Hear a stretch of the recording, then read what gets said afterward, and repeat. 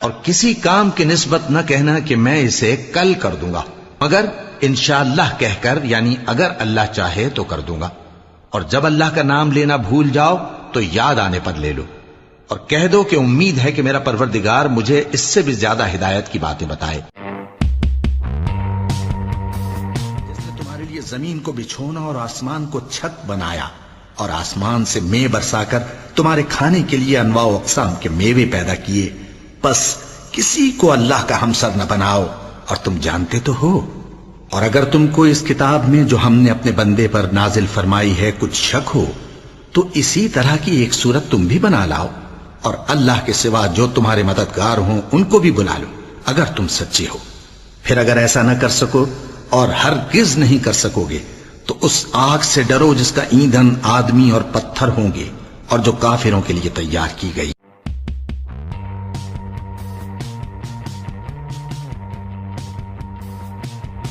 اور حق کو باطل کے ساتھ نہ ملاؤ، اور سچی بات کو جان بوجھ کر نہ چھپاؤ، اور نماز پڑھا کرو اور زکات دیا کرو، اور اللہ کے آگے جھکنے والوں کے ساتھ جھکا کرو۔ یہ کیا عقل کی بات ہے کہ تم لوگوں کو نیکی کرنے کو کہتے ہو اور اپنے تئیں فراموش کیے دیتے ہو، حالانکہ تم اللہ کی کتاب بھی پڑھتے ہو؟ کیا تم سمجھتے نہیں؟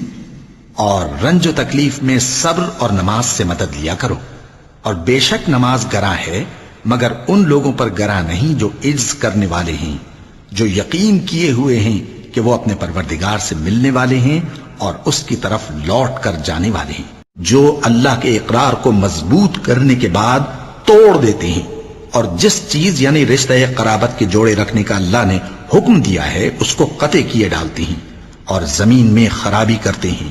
یہی لوگ نقصان اٹھانے والے ہیں۔ کافرو، تم اللہ سے کیوں کر منکر ہو سکتے ہو؟